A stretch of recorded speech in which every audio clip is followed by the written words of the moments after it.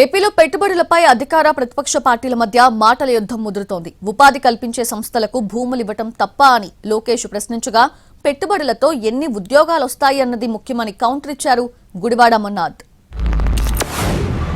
TCS కి 99 పైసల్లో భూమి ఇస్తాం తప్ప అని వాళ్ళు ప్రశ్నిస్తారు. కాగ్నిసెంట్ కి 99 పైసల్లో ఒక పాలసీ ద్వారా, లిఫ్ట్ పాలసీ ద్వారా అందిస్తాం తప్ప అని వాళ్ళు సూటిగా ప్రశ్నిస్తున్నారు.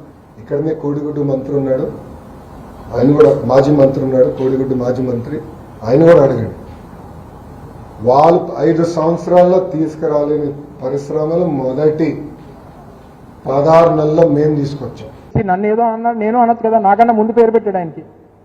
నాకు ఆయన ఏదైతే నన్ను ఎలాగైతే సంబోధించాడో ఆయన కూడా దానికన్నా ముందే పెట్టారు పేరు. నేను కూడా పిల్లొచ్చు, గౌరవం పోద్ది ఎందుకు అనవసరంగా.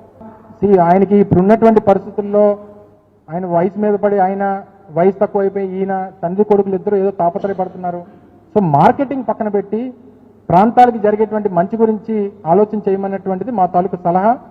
ఈ సంస్థ రావడం వల్ల ఈ రాష్ట్రానికి, ఈ రాష్ట్రంలో యువతకి ఇది ఉపాధి కలుగుతుంది, ఈ రెవెన్యూ జనరేషన్ కలుగుతుంది అనేటువంటిది స్పష్టంగా ఈ ప్రభుత్వం నుంచి సమాధానం కోరుతూ ఉన్నాం.